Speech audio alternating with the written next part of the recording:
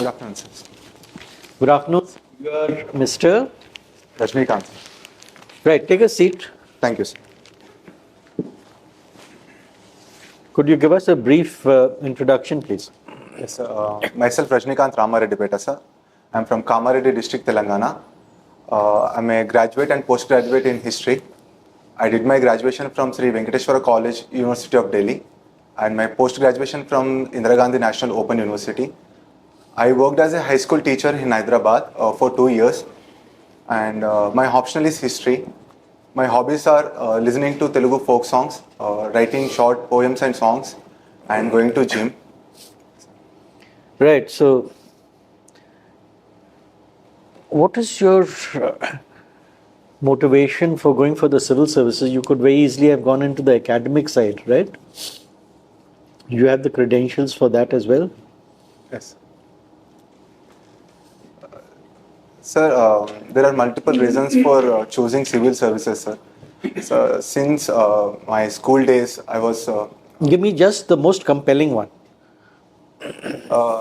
Sir, the role and the respect the civil servants have in the society attracted me, sir. The diversity of opportunities also. Right.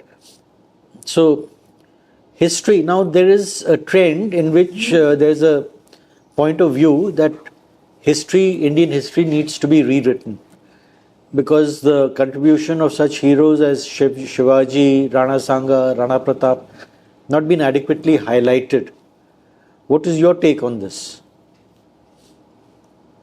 Sir, rewriting history is a continuous process. It's an academic as well as the regular process where we try to, when the new resources or when new explorations, excavations take place, it is always, it becomes necessary to include different sections which are not earlier represented in I get your point, but what about extreme views like Rana Pratap actually won the Battle of Haldi Ghati? I think, sir, it is more, it should be debated and discussed before we come to a conclusion. So I'm not well aware of that.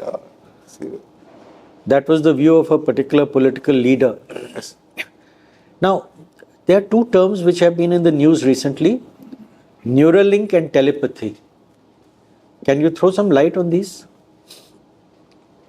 So, I heard about Neuralink, but I do not know much about the telepathy, but the two are linked. Neuralink. The two are linked together. I'll explain how, but anyway, let's have your views on them. Sir, the Neuralink is some sort of some advanced chip, some kind of chip or something which is going to be inserted in the brain, especially the people who are paralyzed, to give them some sort of comfort while work, doing certain kind of jobs maybe. Right. I have some problems with your articulation, but we'll discuss that at the feedback. What do you understand by lateral entry?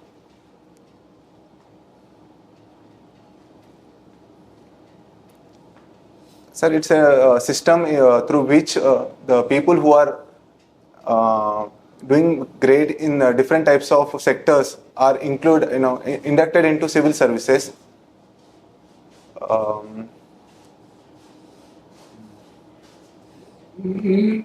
Sorry, sir, I'm unable to recall any example for this. What would be the downside of this? The minus point?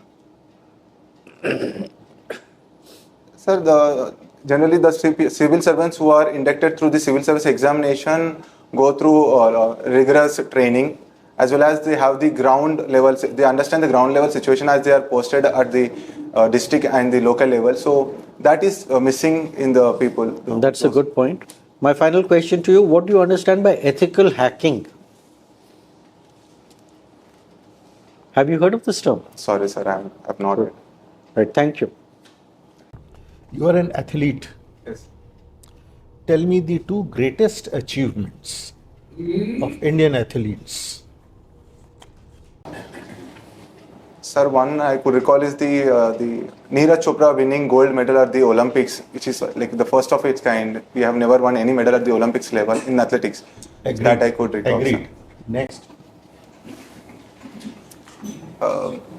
The second one I could I could recall is the Milkha Singh finishing fourth at the Rome Olympics in 1960. That was also a great achievement at that time. He broke the Olympic record and yet did not win the medal. Yes, maybe, yes, sir. Maybe you're an athlete, you should know. It's a great achievement.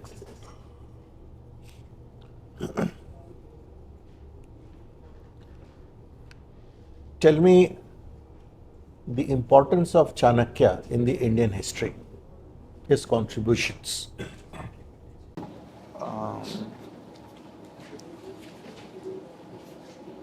Sir, Chanakya is generally considered as the prime minister of the Mauryan Empire, or we can call the advisor to the King Chandragupta of Mauryan dynasty. He was an advisor, prime minister, mentor, many things. Yes.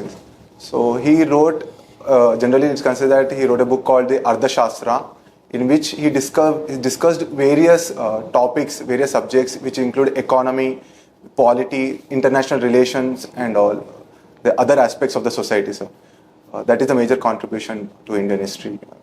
What is it called? So Ardhashastra is a book. Kautilya's Arthashastra. Ardhashastra. Written in which language? So I believe it was written in Sanskrit. I do not recall the exact language, sir, but I think it was written in Sanskrit. Please check.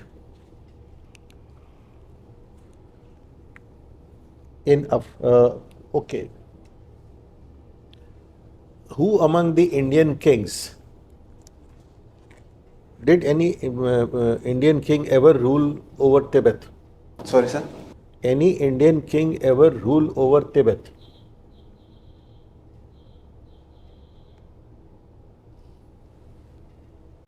Sorry, sir, I'm unable to recall it.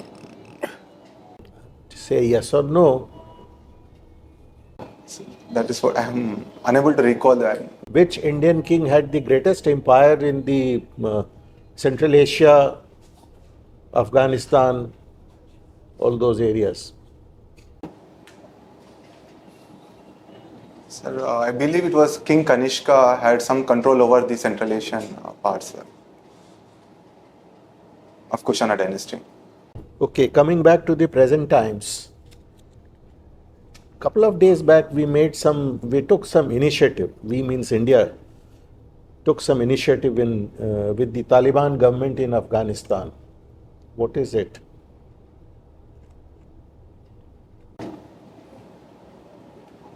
Sorry, sir, I'm not aware of the initiatives.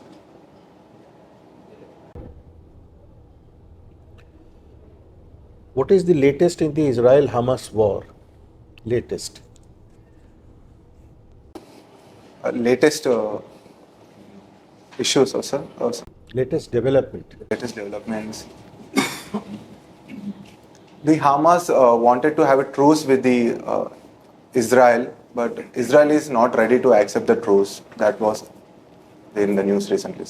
So, Hamas presented certain conditions for truce, which was not, Israel did not agree. You remember what were the terms and conditions? So I don't have that idea, sir.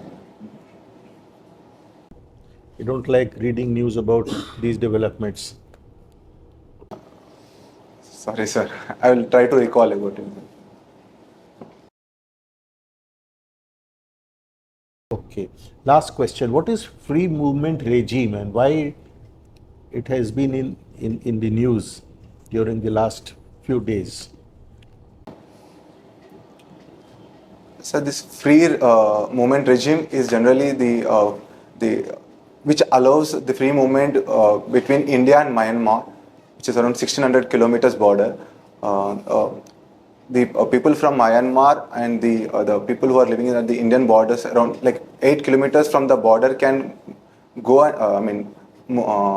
move towards each country without any passport. Recently, the Ministry of Home Affairs has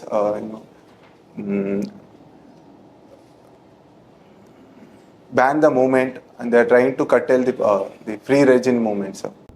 Very sketchy answer. Partly it is incorrect. It is not 8 kilometers, it is more. And the free movement regime is not only in respect of India and Myanmar, it can be along any international border. And there is a proposal, a final decision is yet to be taken. So please read on the subject. Okay, sure, sir. Good afternoon, Rajnikanth. How are you doing today? Great. Good. Did you read the newspaper today or yesterday's? Yes, sir. You have read paper.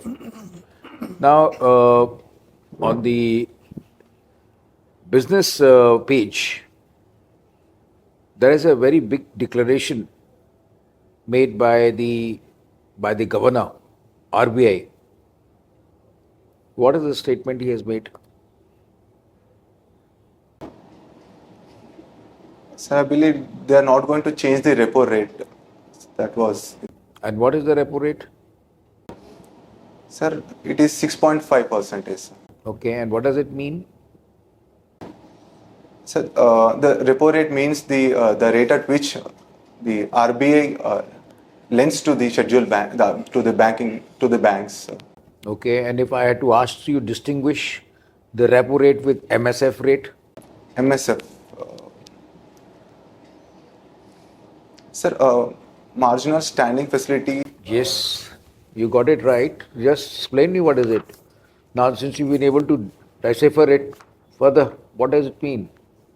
Sir, I think, sir, it is a rate, and it is a facility which allows the banking system to deposit their money at the RBI. No, you have to refine your answer. I'm asking, what is that rate for? That's for overnight. You have you need a money for overnight.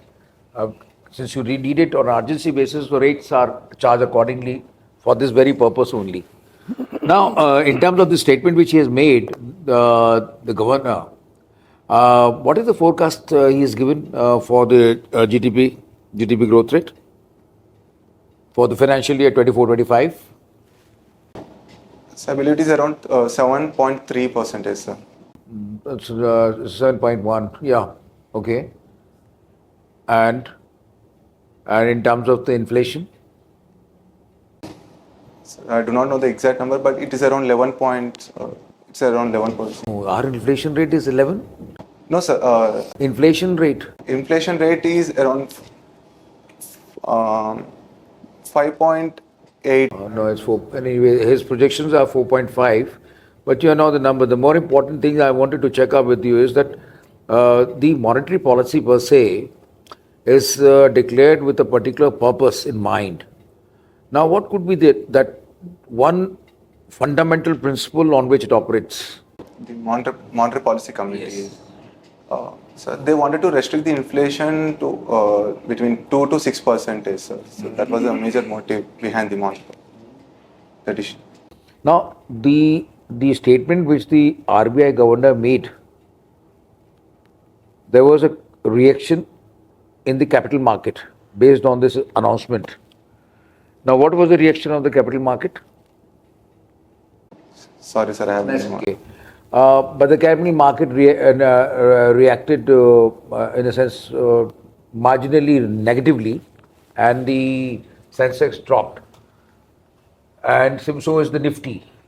Now, when we are touching the capital market, what do you understand by this word Sensex and Nifty? Sir, Sensex means sensitive index, which represents the certain companies, the performance of certain companies. Certain companies or top 50 companies? So the Nifty has 50 companies. And in terms of BSE, Sensex, top 30? Yeah. It indicates the performance of these top 50 companies. That's for Nifty. Nifty is 50 and for BSE? 30. It's a 30. All right. So, now when you talk about these numbers, now what do that indicate?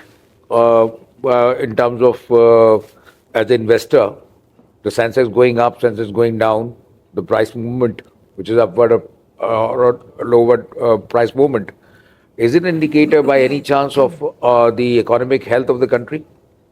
Yes, sir. It represents the profits of the company. If it's going up, that shows they are doing well. The companies are doing well. If it is going down, that the companies are not doing well. So that is it's an indicator of the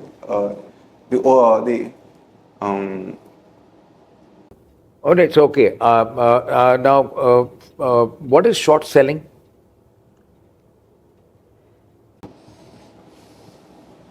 So, sir, I'm unable to recall the exact meaning of the short sell. Okay. What are candles, which are very popular in capital market? Candles. Okay. Now, India has the reputation of being the most populous country in the world, and with a population of 1.4 what? 1.4 billion. 4 point. I wanted to be more precise, so I deliberately left 1.43. Okay, billion. Right. Now, being the most populous country of the world, what kind of dividend would you talk about? Population dividend can India think of? So though we have the highest population in the world, at the same time we have the highest young population, sir, which is a very good sign of which can human resource. We can consider them as a human resource. They can be involved in different sectors, which can improve our GDP, which can increase our GDP. Okay. And now, related to population, there are many terminologies which are used. There are two terminologies which are very, very commonly used. Is the fertility rate and the replacement rate. How do you distinguish between the two, and how are they correlated to each other?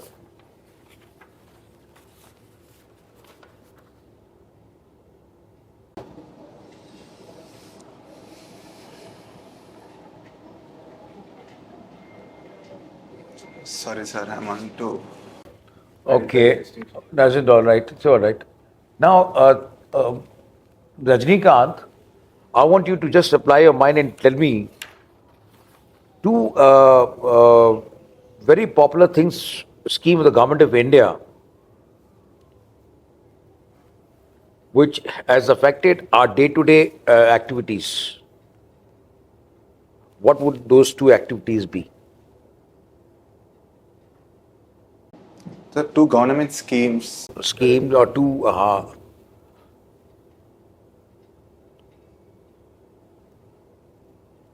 So Jandan Yojana. How has that affected you and me and everybody on a day-to-day basis?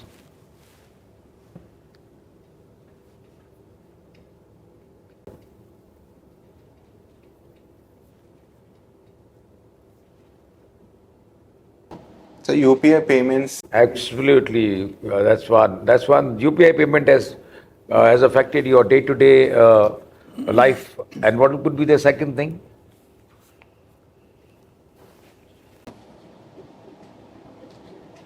Sir, Aadhaar link also, sir. Right. Okay. Thank you. Rajnikanth ji, you done history honors Yes, sir. from Venkateshwar College. Yes. Previously, the syllabus was divided into the Far East and American history, so it is still bifurcated, or they have consolidated the whole syllabus now? So when I studied, we have the modern world only. The American history is part of the world history. And you study China also and Japan also? Yes, sir. China and Japan also, sir. China, Japan and America. America was part of the world history. I did not have the separate American history as my part of my syllabus. So it is just known as world history. What about the British history? Is it part of your syllabus now? No, sir. I've Not studied British history at all. British history as part of our Indian history, but not separately, sir. Not separate. Okay. So, can you think of the contribution of British Parliament history and American constitution making and its incorporation in the Indian constitution while framing of the constitution? What lessons did we get or from American history and from British history to form policies and frame the constitution of India?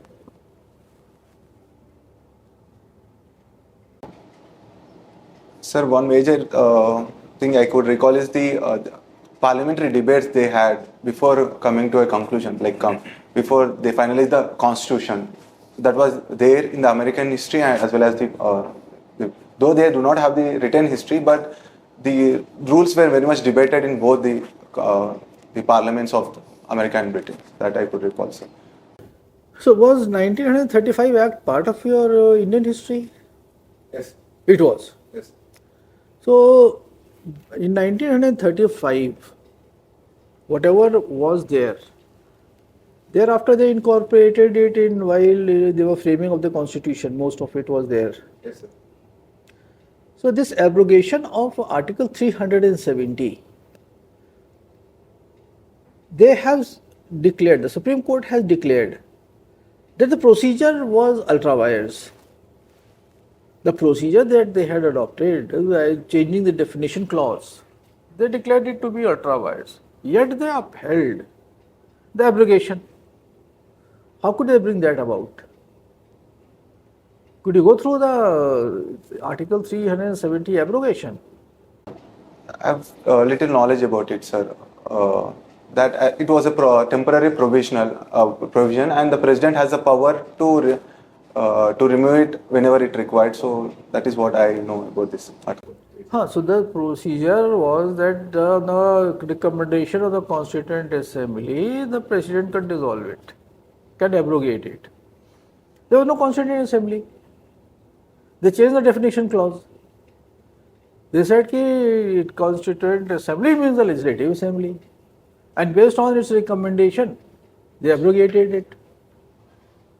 And since there was no assembly, the powers were vested with the parliament, and the parliament recommended it, they accepted it. So they declared the whole procedure to be ultra vires. Yet they have upheld the abrogation. So what is the final point which they have taken? When the procedure is ultra vires, then how the end result be arrived at? That is the question. Sorry, sir, I do not have much knowledge about this topic. So, Okay. Let me ask you something about Chinese history then. The Opium War. yes. What was the contribution of India in the Opium War?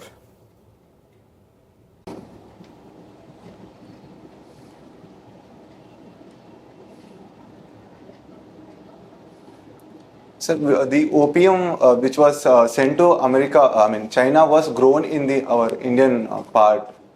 So that how, and it was spoiling the youth of China, and that's the reason why the Chinese people they tried to stop the opium trade, and the Britain could not. Country, what was the connection with India? And you are very, very correct that the opium which was grown in India, was in Ghazipur, and there was a factory, opium factory over there, which they used to prepare opium throughout the year, and at the end of the monsoon season, they used to load it on the ships, and they used to go and flow right up to Canton.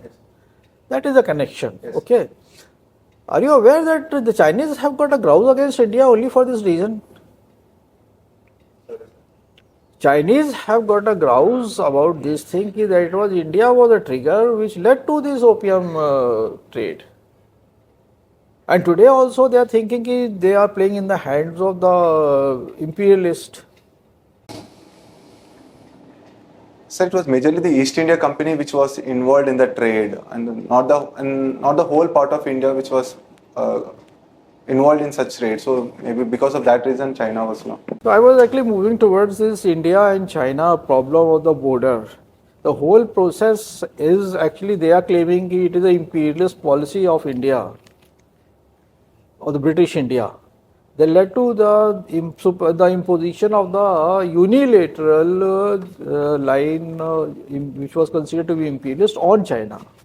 Are you aware of that lines which were drawn in 1914 between India and China? You are a student of history. Yes, sir. Sir, I believe it is McMahon line which was drawn. That is in the Arunachal area. What about the western sector?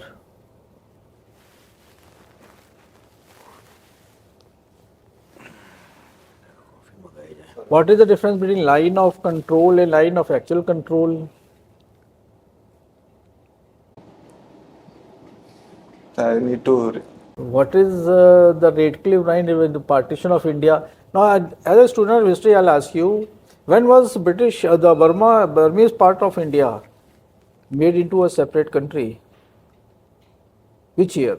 So I believe it is 1934 or 35, sir. Okay, you are somewhere near. Now, Burma was excised, okay. In 1947, which are the other parts which were broken away from India? So the East Pakistan and the West Pakistan were broken from Indian subcontinent. Okay, the last question. Which part, which king, and I'll give you two options, had the greatest empire? Was it Ashoka, which had a greater empire, or was it Kanishka, who had a greater extent of the empire? Who I think mentioned just now that it extended right up to the whole of Central Asia. So between these two countries, who had a greater hold, area under them? Sir, it's a very debatable. It is not debatable. It is a factual thing. Because you got literary evidence also, you got the rock edicts also. Yes, sir. So it is not conjecture. And you are a student of history, you know the sources. That's its importance. Extent of the Mauryan Empire and the Kushan Empire. Which is larger? It is not debatable at all. The large part is about. It was during Ashoka only, in the Indian, because till the Karnataka region from the western side we have till Afghanistan, on the eastern side also it's been like Bengal and all were part of the Ashokan Empire. So it was larger than the Kanishka Empire. Kanishka was just till UP and somewhat of Bihar and the western part until Afghanistan. Where was his capital, Kanishka's? Sir, he had two capitals. One was the near the Takshila and the other one was in Mathura also. So there were two capitals during. Thank you. Thank you, sir. Rajnikanth, very good afternoon. Good afternoon. So let me ask you about your state. Can you briefly timeline Telangana movement? Sir, Telangana was a princely state till 1948. After that, after the Operation Polo, it was merged into India. Telangana was a princely state. The Hyderabad region was a princely state. The Hyderabad region included both some districts of Maharashtra and some districts of the Karnataka region that were separated during the 1956 state reorganization. State reorganization time. Sir, after that, in 1956, the Telangana part was merged with the Andhra region, and it continued to exist till 2014. And after in 2014, it was separated from Andhra Pradesh, and it became a separate state. So why is it named Telangana state instead of Hyderabad state? Sir, the Telugu-speaking area in Hyderabad state was called the Telangana region. As the Marathi and the Kannada regions were separated, the only Telugu-speaking region is called the Telangana region. Okay. So there has also been talks about renaming of Hyderabad. Can you throw a light on it? Sir, some leaders wanted to rename it as the Bhagyanagar, which was named after the wife of the Qutub Shah king, Kuli Qutub Shah king. So, isn't it not after Bhagyalakshmi temple or how? I think that is also one of the theories they have, sir, like that name derived from the Bhagyalakshmi temple also. Okay. So another question. very recently, there is a chief minister who has been arrested by ED. Sorry, sir. Chief minister who has been arrested by ED, Yes, sir. taken into ED custody. And Delhi CM has made a statement that ED is becoming like a British police. So what's your take on it? Sir, we are a democratic country, and whoever commits a crime, whether he's CM or PM or any bureaucrat, I think rule of law applies to every citizen equally. So if that goes in against law, the government, the institutions will take care of that, sir. So my opinion is that like everyone is equal under the law. So ED is doing its duty. there is some political controversy over that. I do not know the information about it, but it should apply equally, sir. That is what I believe, sir. Okay. So another MP from South is stating that the southern states are not getting enough funds from the central government. So is your state one of it? So even the previous Chief Minister of Telangana also made such kind of comments, sir, that we are not receiving due part. I think I do not know much information about it, sir. I need to need to read more about it. Okay. So after bifurcation, do you think the Telangana state has improved on various economic parameters and social parameters? So in some sectors, the Telangana is performing well. For example, sir, in Sustainable Development Goals, the Telangana ranked 6th in 2020.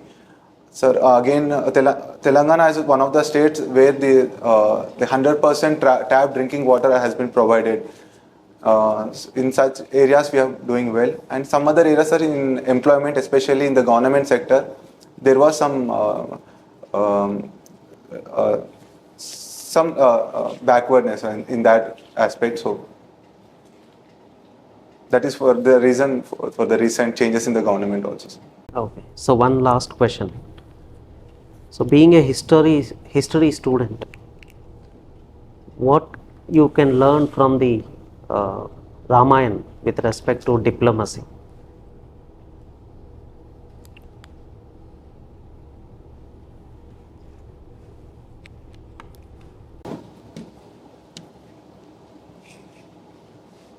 Sorry, sir. Okay, thank you. Thank you. Thank you so much.